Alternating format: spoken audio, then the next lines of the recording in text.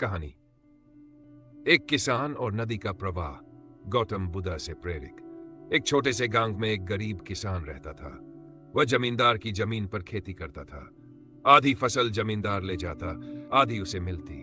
लेकिन पिछले 2 सालों से बारिश समय पर नहीं हुई। खेत सूखे पड़े थे, घर में अनाज खत्म होने लगा था, कर्ज बढ़ता जा रहा था। पत्नी बीमार थी और किसान की आंखों में बस एक ही उम्मीद थी, आसमान की तरफ टकटकी लगाकर बारिश की प्रार्थना। हर दिन वह खेत जाता, सूखी मिट्टी को हाथ में उठाता और सोचता, क्या मेरी किस्मत भी ऐसी ही सूख गई है। एक दिन का मोड़, एक दिन जब वह खेत से लौट रहा था, उसे रास्ते में एक आदमी मिला। उसके चेहरे पर शांति थी। उसने पूछा, भाई इतने उदास क्यों हो? किसान बोला, खेत से आ रहा हूं, 2 साल से फसल नहीं हुई, जीवन बोझ बन गया है। उस आदमी ने मुस्कुराते हुए कहा, पास के गांव में भगवान बुद्ध आए हैं, उनके प्रवचन सुनकर लौट रहा हूं। किसान चौंका, क्या सच में? क्या वे मेरे दुख दूर कर सकते हैं? आदमी बोला, वे दुख खत्म नहीं करते, पर दुखों को समझने की ताकत जरूर देते हैं। अगली सुबह गांव में दूर दूर से लोग आए थे।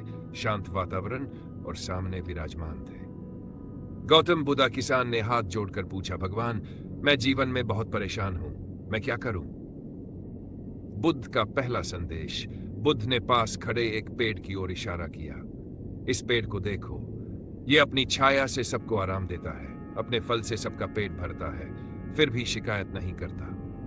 जब तुम दूसरों के लिए अच्छा करते हो तो तुम्हारे भीतर शांति जन्म लेती है। बुद्ध का दूसरा संदेश।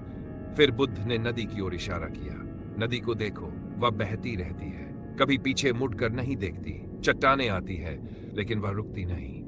जीवन भी नदी जैसा है, रुकना मत, बहते रहो, मेहनत करते रहो। अंतिम उपदेश बुद्ध ने कहा, अब दीपो भव, अर्थात अपना दीपक स्वयं बनो, दूसरों से उम्मीद मत करो, अपनी राह खुद रोशन करो।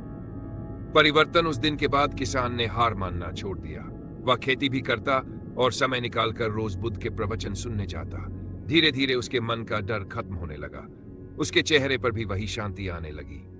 बारिश कब आई, यह उतना महत्वपूर्ण नहीं था। महत्वपूर्ण यह था कि उसके अंदर उम्मीद की बारिश हो चुकी थी।